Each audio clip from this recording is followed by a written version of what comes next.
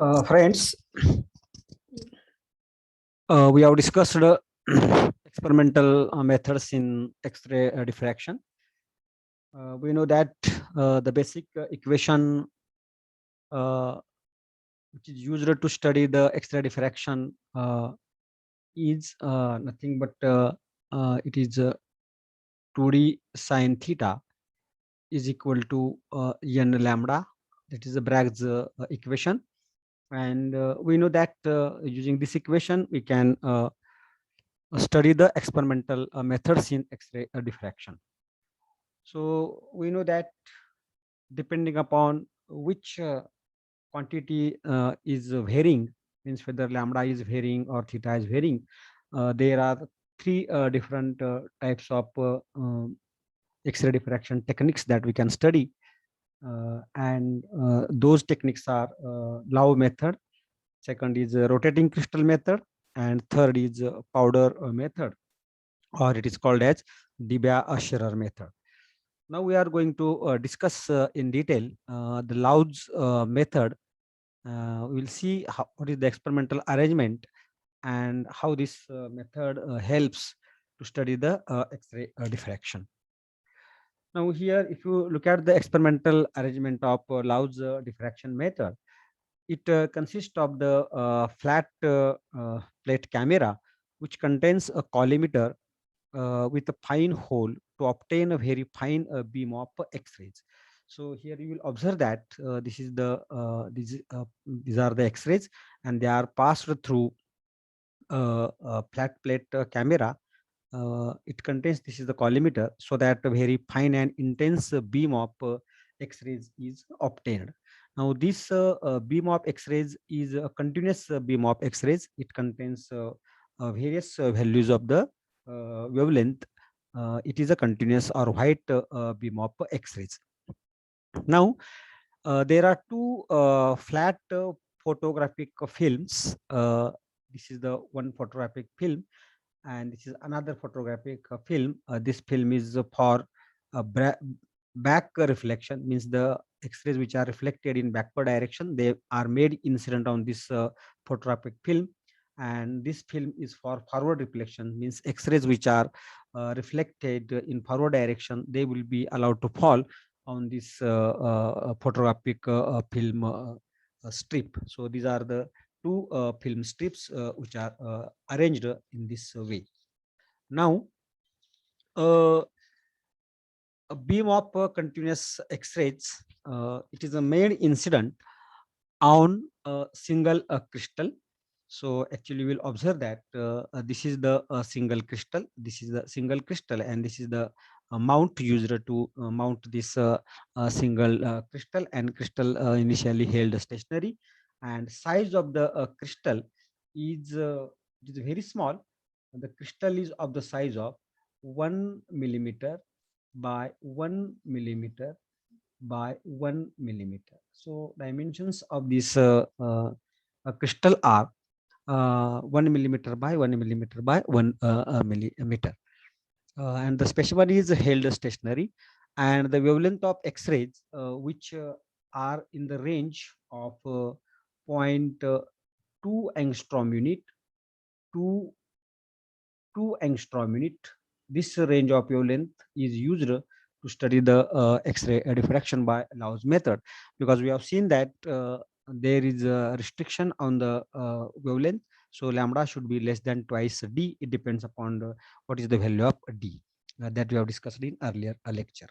Now, since there are large number of sets of parallel atomic planes in the crystal, they have different interplanar spacing, and hence you will observe that the Bragg's condition, diffraction condition, is possible for certain values of lambda and d.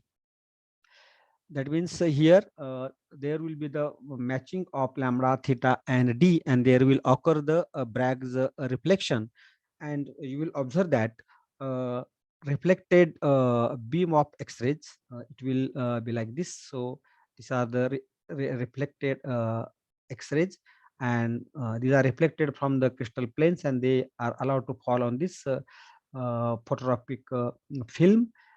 Similarly, there is beam of X-rays or number of X-rays which are reflected in a backward direction, and they are allowed to fall on this phototropic film strip, which is used for this black reflection.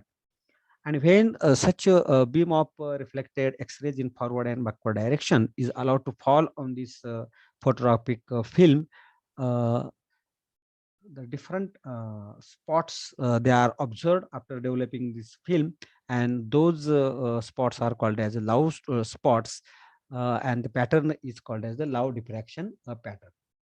Now the crystal can be rotated slightly using this goniometer to change the orientation of the crystal with respect to the incident beam, so that the diffraction condition can be satisfied for different sets of atomic planes, and different types of patterns can be obtained on the photographic film strip.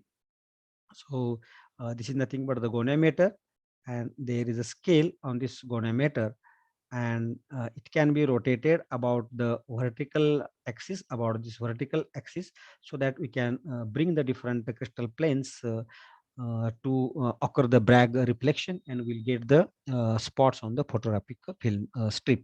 The symmetry of the crystal is reflected in each pattern. If you develop the photographic film strip, you will observe that the symmetry of the pattern will be observed on this photographic film strip. The If you look at the Lau diffraction pattern, you will observe that this is the central dark spot because of the transmitted X-rays. So the X-rays which are directly transmitted, they will produce a central black spot, and you will observe that the symmetry of the crystal is reflected in somewhat like this. And again, you will observe the large number of dark spots, uh, from which it is possible to study the symmetry of the crystal. So the Lau method of X-ray diffraction is mostly used to find the crystal symmetry.